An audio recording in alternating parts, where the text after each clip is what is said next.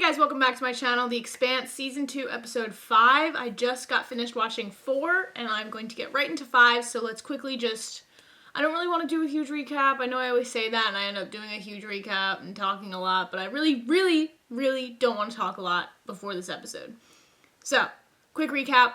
I'm just going to give you like a rundown of what happened at the end of the episode, because that's the most important thing. Miller and Diogo and a bunch of other people were tasked with putting these detonators on Eros, blowing it up, getting rid of the protomolecule problem for good. Keeping in mind that Naomi and the Rossi, whatever, they have a sample of the protomolecule still. So even if Eros, everything on Eros got destroyed, there would still exist some remnants of the protomolecule somewhere for someone to desire. So everything was going according to plan. They had 3 hours before the Nauvoo was going to strike Eros and get the mission going. And what ended up happening was it looked like the Nauvoo, this is Eros, this is the Nauvoo, it looked like the Nauvoo went up like that, but it was really Eros going off course. So Eros is a rock. So I don't know how that ended up happening. Obviously, I assume it's going to be explained in this episode. But Miller was fully preparing to die. I thought Miller was a goner. I did not know that he was going to end up surviving just by virtue of something on Eros happening. Now, we've been hearing all of these like distorted voices with the protomolecule and the people that may have been killed by it or infected by it. We've been hearing all these voices. Kind of seems like the people that have been killed by it are maybe still alive, maybe not their physical bodies, but their consciousness and their essence. I don't really know because I don't know a lot about the protomolecule, but it seems like it adapts, and the way that it adapts is by not killing the host, but by learning its behaviors. And you wouldn't be able to learn people's behaviors and their different reactions to behaviors if they were dead. But if you like sucked the life out of them and you formed it into this one super life, then you would be able to accomplish that. So that's what the protomolecule, at least what I am observing, that's what its goal is. Everything else, Christian is right on Mao's tail. Yule's, I can't say his name, Yule, Pierre Mao. She's like right on his ass. And Aaron Wright said, oh, she's nothing to worry about. Like, she's just speculating, whatever. But Yule is like, no, I think that is far past speculation. She knows what's going on. She needs to be stopped. So I think that Mao is kind of superior to Aaron Wright in that matter. So if he wanted Christian dead or silenced, he would be able to make that happen. So I'm kind of nervous for Christian revealing her cards maybe a little bit too early, but then again, she could spin it in a way that makes her seem like she was just speculating and didn't actually have knowledge of what was going on. So with that being said, I'm like out of breath from talking so fast. I'm going to get right into episode 5. So without further ado, let's get right into it. Excuse me. I got some yes, Christian, yes! The whole damn asteroid is moving under its own power. It's not exactly possible, yet that's what we've got. How does a big rock like Eros suddenly turn into a ship? Madam, I don't know. Maybe it wasn't suddenly. If Eros stopped rotating that quick, I'd be dead as a bug on a windshield. Maybe it's a secret okay, ship. so we broke a few laws of physics here. Hammer thinks everything is an AI. I assume built by Mars. Who else? They provoke a conventional war as a smokescreen. Oh, come They on. hurl this thing at us. And it's accelerating. To where? It's now on a direct collision course with Earth.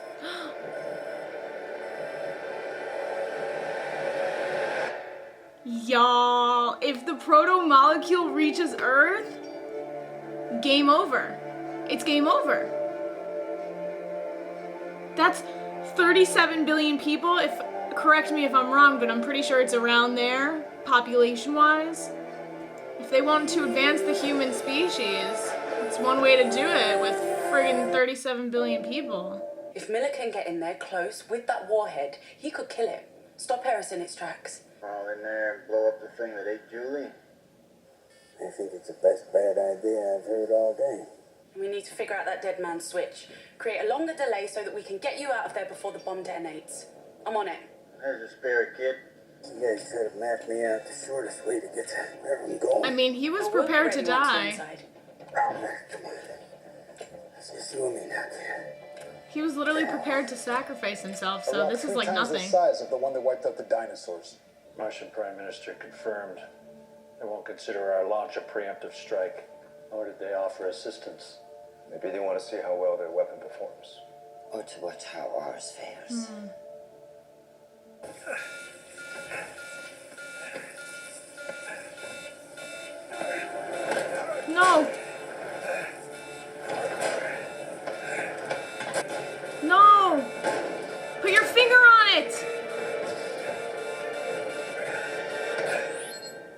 Holy shit.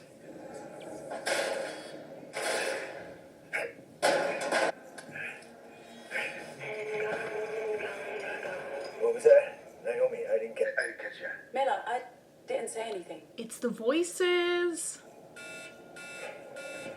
I shake the feeling I'm being watched. That's me. I'm watching you. You're doing great. Yeah, that must be it. All those little dots are they're people. Right? Like, that's what I'm hypothesizing right now. All these little, like, orbs, those are the people.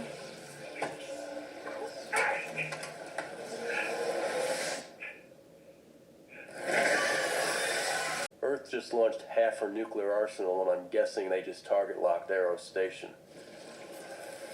Oh. Well, the UN didn't check with us first. But it does mean you're gonna need to pick up the pace down there. Hold it. We just lost radar lock on Arrows. The whole damn station just vanished. Acknowledged, Tycho. It's off our radar too, but it's still right there. We have visual. It's just not reflecting radar anymore. What the fuck? These things are starting to take a real liking to me. Think happy thoughts. Happy thoughts. That's good. That's okay. Miller, your feed's crapping out again. Miller! Pete, Rosie. Voices.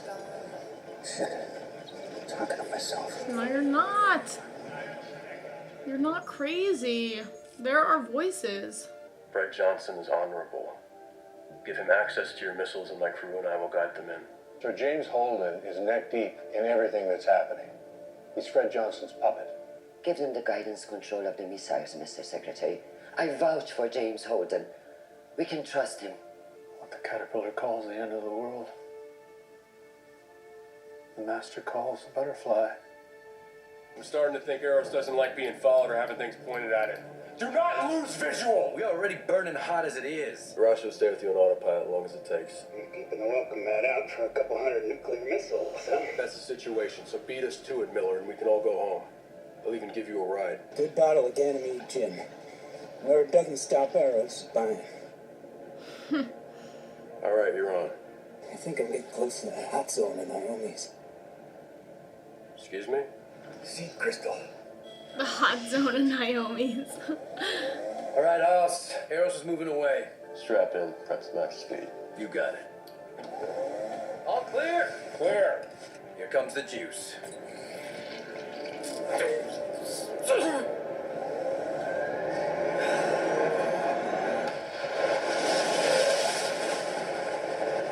So far, the station hasn't considered you a threat.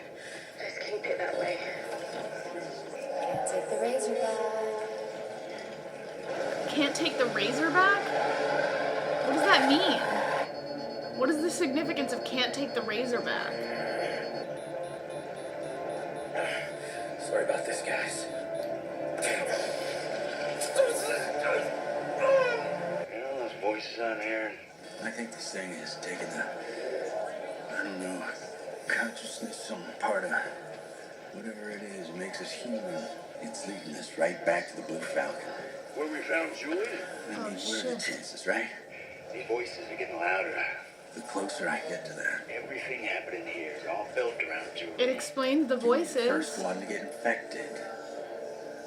And it was right there at the Blue Falcon. I keep hearing her talk about the Razorback. I think she thinks she's on it. I think she's controlling this whole thing. What? She's the seed crystal. Stop chasing arrows! I can't do that! Tap the brakes then, asshole! This is gonna be a real short ride.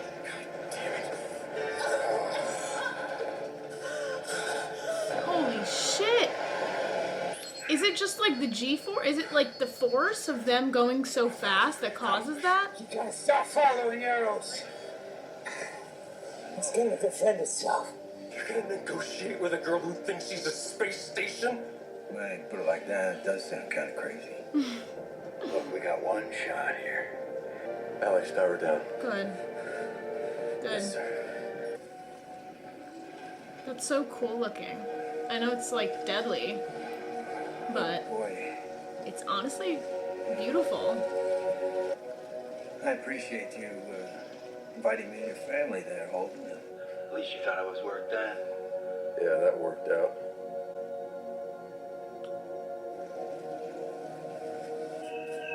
The bird.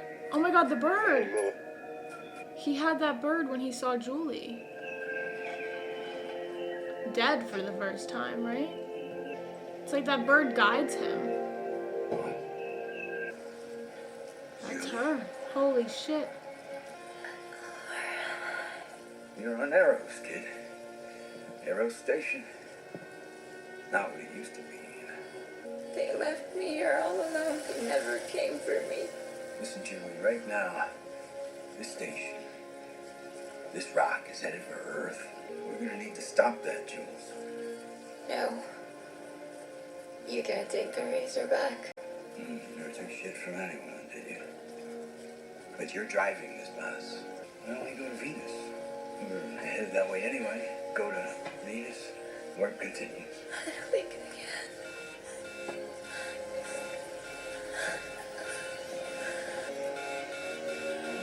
No, no, no, no, no, no, no. No.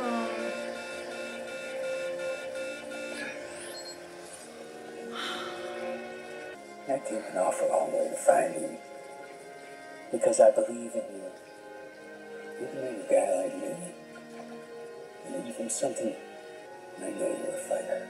I know. You can steer the ship. So hold this for a minute. Now don't let go. What happens to us now? We die, maybe. Or if we don't die, that'll be interesting. Whatever happens, happens to both of us. You belong with me.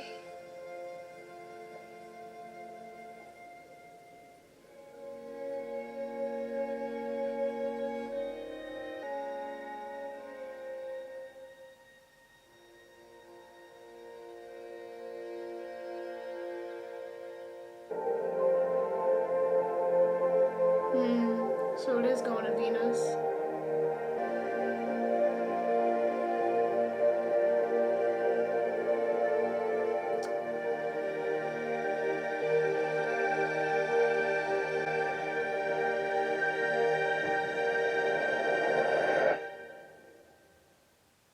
Are you kidding me right now? I was really holding back tears during those last 10 minutes because not only was that just beautiful, beautifully shot, beautiful visuals, just the entire, I have chills just talking about it. The entire Miller and Julie storyline has been about his love for her, right? His love for her is what drew him to her from across the universe, drew her to the task to go find her. And then when he found out she was dead, he was obviously very heartbroken.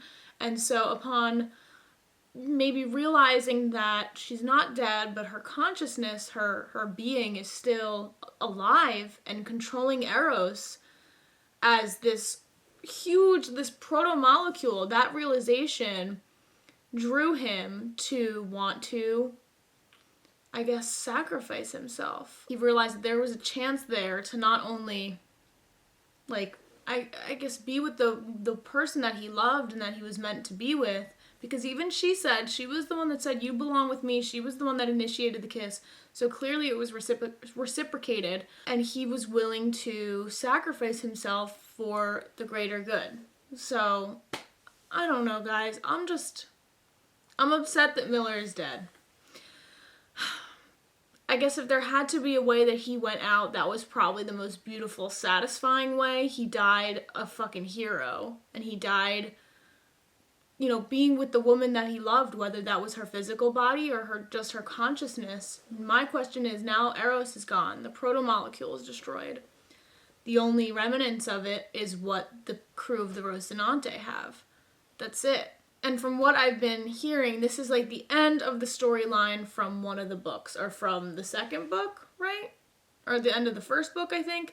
So this marks the end of the first novel. I haven't read the books yet. I'm probably going to pick them up at some point towards my later viewing of the show. but I do want to watch them. I mean, I do want to read them. So this really concluded the storyline of Miller and Julie that really took up a good chunk of season 1 and season 2. And I personally think it ended in a very satisfying way. I think Miller went out the way that he deserved to go out. He, on his own terms, he sacrificed himself for the greater good, and he ended up, in the end, being with Julie. Still a lot of unexplained questions with the protomolecule regarding consciousness. So if it's destroyed, right, it's all destroyed, it doesn't have any more biomass to feed off of, but had Miller died right then and there and became, I'm questioning where the line of, like, consciousness is. Like, you die, your consciousness goes into the protomolecule. So, essentially, you're still alive. Your consciousness is still alive.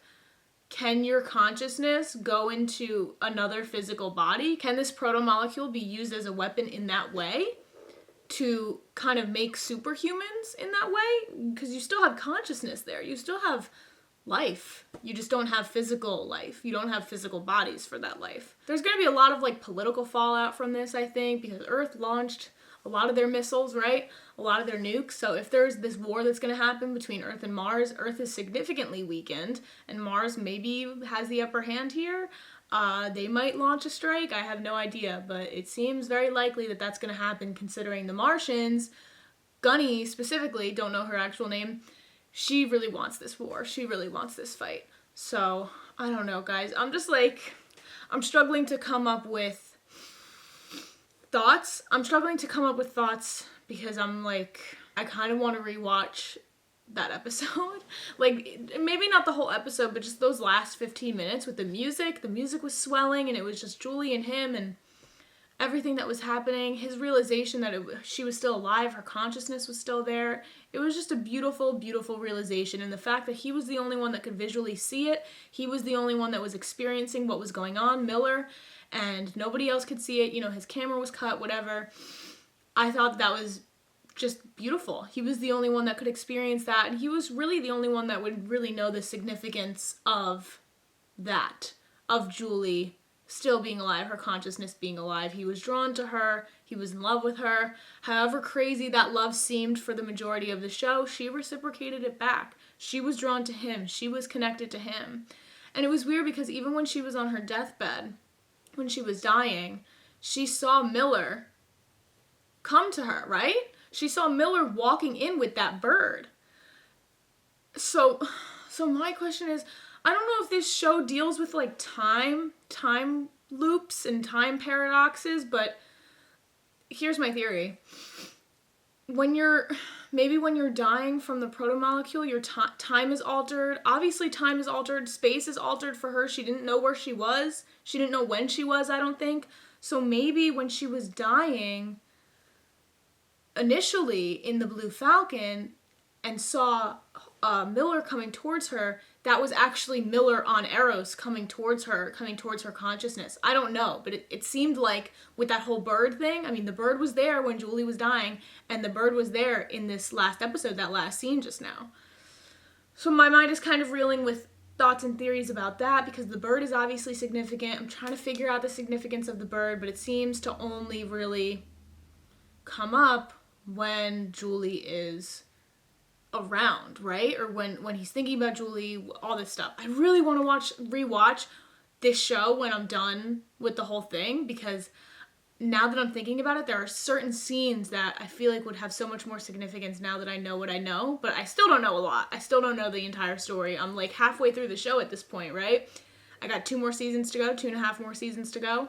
So I think I'm in for a treat with the knowledge that I'm going to receive. I don't think that's the end of Miller. Maybe it's the end of his physical body, but I remain hopeful that...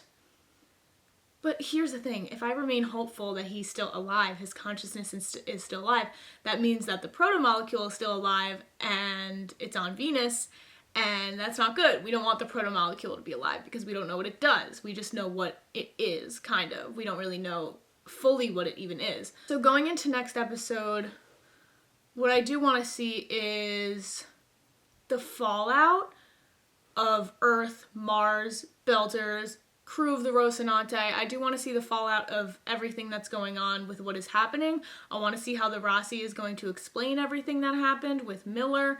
They were the ones that were firsthand in his ear telling him what to do, but he evidently made that decision to divert the course to Venus. He was the one that sacrificed himself, and I really hope that he goes out as a hero and he's painted as a hero in the eyes of everybody, because he really deserves it. He really, really deserves it, and I think that he was underestimated. Like, the whole show, people didn't really take him seriously as a detective or as a person. He almost died once, had to be saved. I want to know where Octavia is, also. Side note, I'm not going to really talk about her, but I do want to know where she went. And if she has any care for Miller now and respects him for what he does. I mean, he's so far past that now. He's so far past where he was in season 1. I just hope for his sake that he is deemed as a war hero in this respect, even though nobody really knows what's going on with the proto-molecules. So maybe once that's exposed, he'll be deemed as a war hero. Or maybe he'll be deemed as somebody who fucked up this entire experiment and that's not what they wanted. I don't know. The answers to my questions really depend on previous questions that I have about the proto-molecule. Because right now we kind of know what it is, but we don't know what it does. We don't know what its significance is. We don't know how it applies to humans. Right now, it's just causing a lot of war between a lot of, like, it's just causing a lot of chaos, this proto-molecule, between a lot of people. So if they already had tensions beforehand, they're going to have a lot more tensions now with this proto-molecule. I am going to charge up my camera and watch episode 6 because I was only planning to watch 3 episodes today, but after that episode, I'm hungry for more. I think I'm just going to go into binge mode. Why not, right? I'm in fucking quarantine right now. I can't do shit, so I'm going to watch The Expanse for the rest of the night. So, with that being said, thank you guys for watching. Check out my other reactions if you have not already, and I will see you guys for episode 6. Alright, bye guys.